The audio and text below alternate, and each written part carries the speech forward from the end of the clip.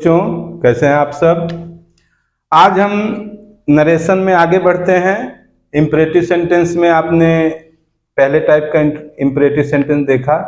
एक और imperative sentence है, मैंने बताया था आपको, जो लेट से रिलेटेड है, उसमें लेट लगा रहता है और इसमें भी वही भाव प्रकट होता है, प्रपोजल का, रिक्वेस्ट का और ऑर्डर का।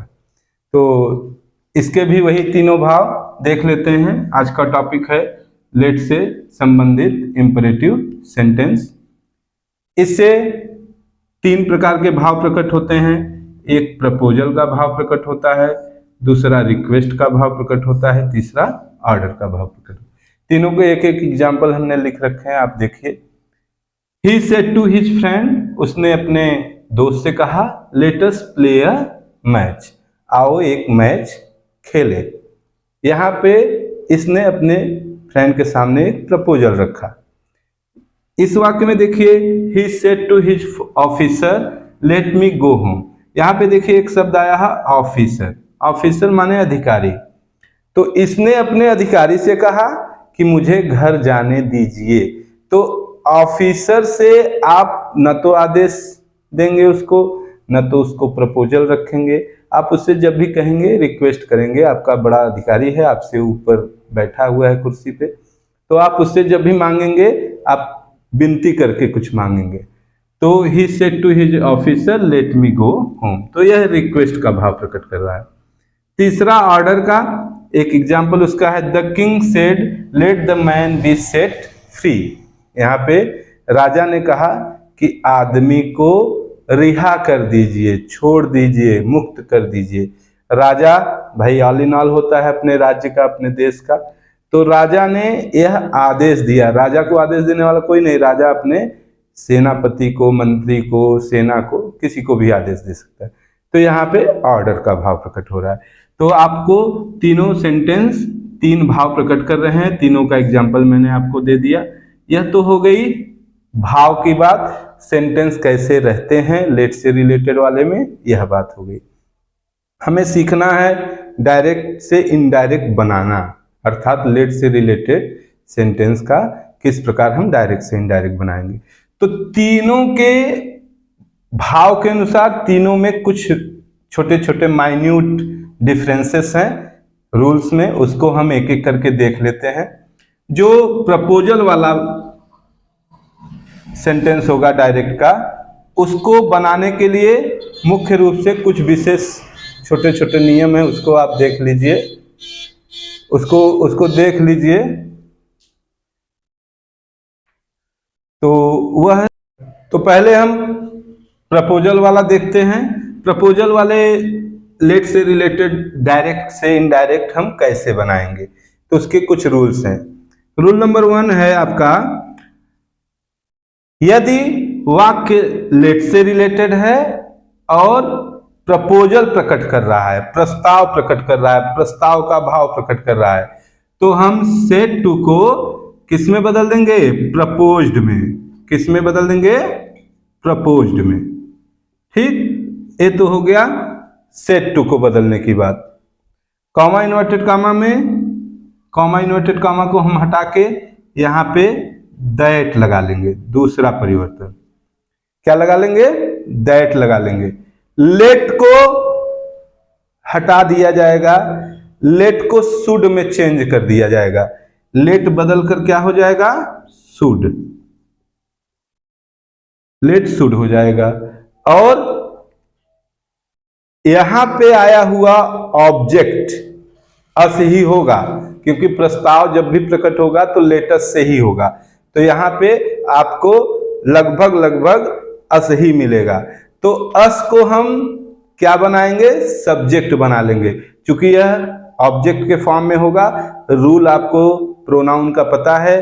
रूल आपका है कि यदि रिपोर्टेड स्पीच में कोई फर्स्ट पर्सन का प्रोनाउन है तो वह रिपोर्टिंग वर्ब के सब्जेक्ट के अनुसार चेंज होता है।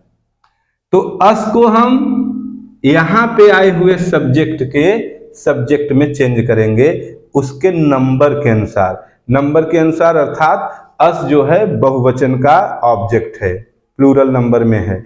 प्लूरल नंबर में होने का मतलब यह है कि जब यह चेंज होगा सब्जेक्ट में, यह ऑब्जेक्टिव केस है, इसको हम सब्जेक्टिव केस में जब चेंज करेंगे तो जब भी चेंज करेंगे तो यह प्लूरल में ही चेंज होगा, क्योंकि प्लूरल, मैंने आपको बताया प्रोनाउन के चेंज में जो यहाँ पे चेंजेज होंगे रिपोर्टेड स्पीच में प्रोनाउन का, वह रिपोर्टिंग वर्ब के सब्जेक्ट के पर्सन जिस फॉर्म में होगा, जिस केस में होगा उस केस में, और जिस नंबर में होगा उस नंबर में, माने वचन, कारक और प्रोनाउन के अनुसार। तो यहाँ पे यह बहुवचन में, अस बहुवचन में रहेगा, तो जो भी सब्जेक्ट आएगा उसके जगह पे या तो आएगा वी या तो आएगा दे। ठीक, यह एक हो गया। अब चौथा परिवर्तन, आगे चूंकि शुड लग जाएगा वी या दे के बाद, तो शुड के बाद क्रिया में कोई परिवर्तन नहीं होगा, क्योंकि शुड एक मॉडल क्रिया है, मॉडल क्रियाओं के साथ हमेशा क्रिया का फर्स्ट फॉर्म यूज होता है, you know that very well. तो यहाँ पे लेट को हमने शुड में चेंज किया और कर्ता, अस को कर्ता कारक में चेंज किया, उसी के वचन में according to reporting verb subject. तो इसको चेंज कर लेंगे, आगे क्रिया चेंज नहीं होगी। अब हम इसी को एग्जाम्पल के रूप में ले लेते हैं सारे। ही सेड टू मी, अरे he said to his friend, तो हो जाएगा he proposed his friend, comma inverted comma हटा के दैट। अब अस को देखिए, अस यहाँ पे ही थर्ड पर्सन है, तो अस जो है ही के अनुसार चेंज होगा, तो अस थर्ड पर्सन के बहुवचन के सब्जेक्ट में चेंज होगा। थर्ड पर्सन प्रोनाउन का, बहुवचन का, प्लूरल नंबर का जो सब्जेक्ट है वह केवल एक सब्जेक्ट है, उसे हम कहते हैं दे। क्या कहते हैं? दे। यह थर्ड पर्सन का प्लूरल नंबर का सब्जेक्टिव केस दे। चूंकि अस प्लूरल फॉर्म में है तो प्लूरल में ही चेंज होगा according to reporting verb subject. Subject ही है, ही थर्ड पर्सन में है, तो ही चूंकि एक वचन है लेकिन हमें अस बहुवचन में है तो बस बहुवचन में चेंज करना है। तो ही का बहुवचन का जो है थर्ड पर्सन का बहुवचन का सब्जेक्ट होता है जो है दे, तो दे यहां लग गया दे। फिर उसके बाद हम लगाएंगे शुड प्ले ए मैच, हो जाएगा आपका। देख लेते हैं फिर से, he proposed his friend that they should play a match. यह तो हो गया आपका प्रपोजल से रिलेटेड। दूसरा रिक्वेस्ट से संबंधित। रिक्वेस्ट से संबंधित में जो आपने यहाँ पे प्रपोज्ड, दैट, शुड, वी या दे जो देखा है आपने, इन चीजों में थोड़ा सा अंतर होगा। यहाँ पे सेड टू को हम रिक्वेस्टेड में चेंज करेंगे। किस में चेंज करेंगे? रिक्वेस्टेड में। पहला परिवर्तन, कॉमा इन्वर्टेड कॉमा को हटा दिया जाएगा। कॉमा इन्वर्टेड कॉमा को हटा के टू लगा लिया जाएगा। क्या लगा लिया जाएगा? टू। इसमें दैट नहीं रहेगा। और लेट उसी के साथ रहेगा, लेट को हटाएंगे नहीं, मतलब टू लेट हो जाएगा। और आगे जो है, जो यहाँ पे ऑब्जेक्ट है, सब्जेक्ट है, जिस प्रकार से है उसी प्रकार से उसको चेंज। टू के बाद लेट, और उसके बाद आप जानते ही हैं क्रिया। क्रिया का जो फॉर्म है, फर्स्ट फॉर्म है, फर्स्ट फॉर्म में ऑब्जेक्ट जैसे है उसके अनुसार चेंज हो जाएगा। ऑब्जेक्ट सब्जेक्ट के अनुसार, अगर फर्स्ट पर्सन है सब्जेक्ट के अनुसार, सेकंड पर्सन है ऑब्जेक्ट के अनुसार। तो इसको देख लेते हैं। इसमें दैट भी लगता है, लेकिन उसमें अगर आप कॉमा इन्वर्टेड कॉमा हटा के दैट लगाते हैं तो माइट बी अलाउड, एक शब्द है माइट बी अलाउड, इसका भी प्रयोग करना होगा कर्ता के बाद। कर्म को कर्ता बनाया जाएगा, उसके बाद माइट बी अलाउड का प्रयोग होगा। तो यह भी होता है, लेकिन यह थोड़ा सा आप लोगों को टफ लग रहा है तो इसको देख लीजिएगा। आप लेट से केवल टू लगा के लेट लिख के आगे क्रिया का जो रूप है उसको लिख दीजिए। अगर आपको माइट बी अलाउड करके बनाना है, माइट बी अलाउड करके, तब आपका टू नहीं लगेगा, उसके साथ दैट लगेगा। देख लेते हैं। He said to his friend, तो हो जाएगा he requested his friend, he requested his friend, he requested his friend, he requested his friend। यहां तक हो गया। अब आगे क्या है, let me go home, to लगाया आपने, दैट नहीं लगेगा अभी, दैट अगर लगेगा तो माइट बी अलाउड, उसको अभी हम बताते हैं। टू लगा दिया आपने, his friend, to let, me first person का ऑब्जेक्ट,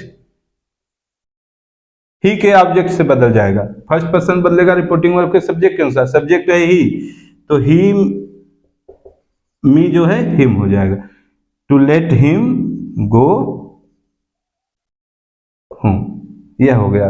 अब देखिए might be allowed to go home, ऐसे देख लेते हैं।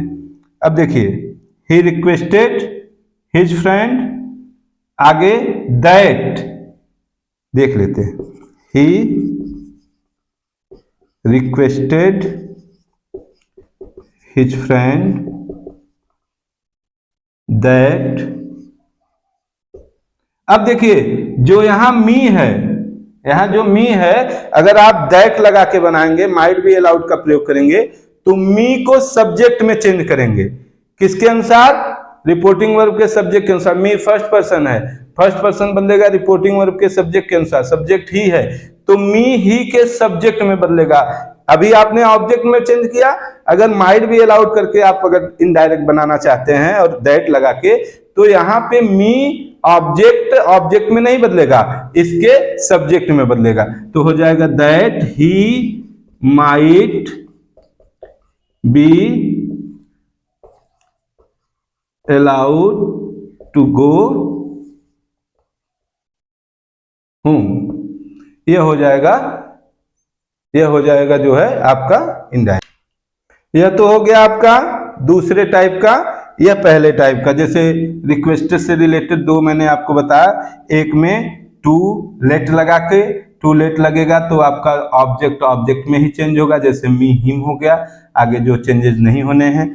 रिक्वेस्टेड, और फिर अगर आप दैट लगाते हैं टू की जगह या कनेक्टिव दैट बनाते हैं, तो आपका जो ऑब्जेक्ट होगा वो सब्जेक्ट में चेंज होगा, और उसके साथ माइट बी अलाउड का प्रयोग आप करेंगे, और आगे जो क्रिया होगी उसके पहले टू लगा के आगे क्रिया लिख लेंगे।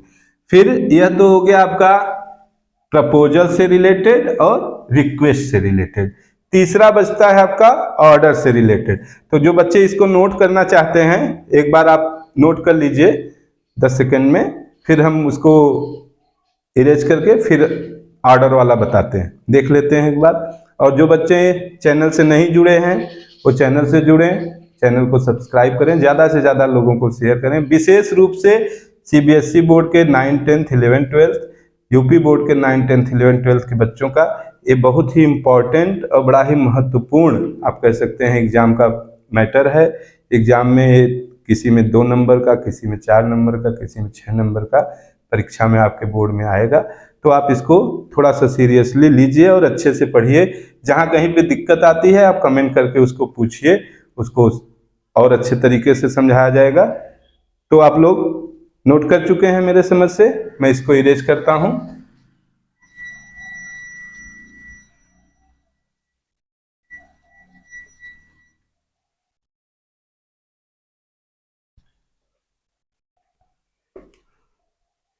अब तीसरा आपका ऑर्डर जो है, देखिए ऑर्डर से रिलेटेड जो सेंटेंस होंगे उसमें मैंने आपको बताया द किंग सेड,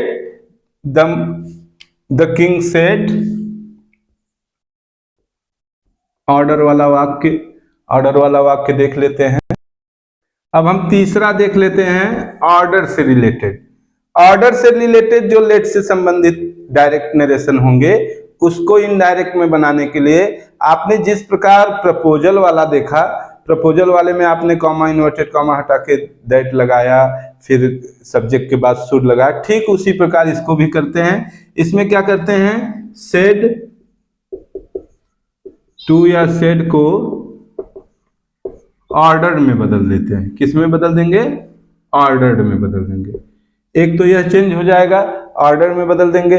दूसरा कॉमा इन्वर्टेड कॉमा हटा के जो लगेगा वह होगा दैट लग जाएगा, और जो सब्जेक्ट होगा उसके बाद शुड लगा के क्रिया और अन्य चीजों को हम लिख लेंगे। इसमें ये परिवर्तन देख लेते हैं एग्जाम्पल हम।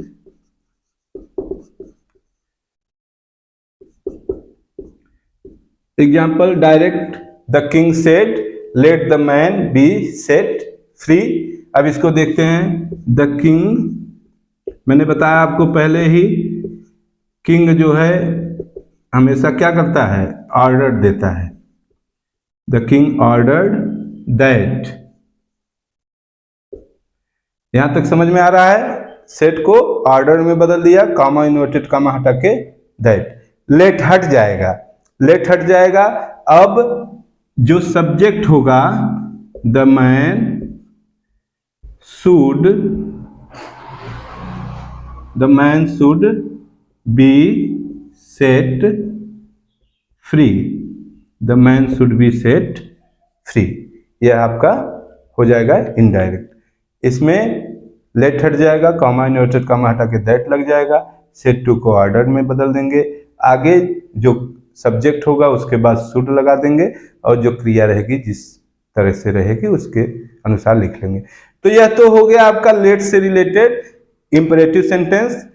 वीडियो अगर आपको पसंद आए तो आप लाइक करिए, शेयर करिए, और जो भी आपको दिक्कत या कोई ऐसी चीजें हैं, कुछ ऐसे रिलेटेड क्वेश्चन हैं, आप कमेंट बॉक्स में कमेंट करके बच्चे पूछ सकते हैं। एग्जाम आपके निकट हैं, इसलिए आप लोग थोड़ा सा ध्यान दीजिए। अगला वीडियो आपका ऑप्टेटिव सेंटेंस का होगा, फिर बचेगा एक्सक्लेमेटरी, उसको बता दिया जाएगा। धन्यवाद।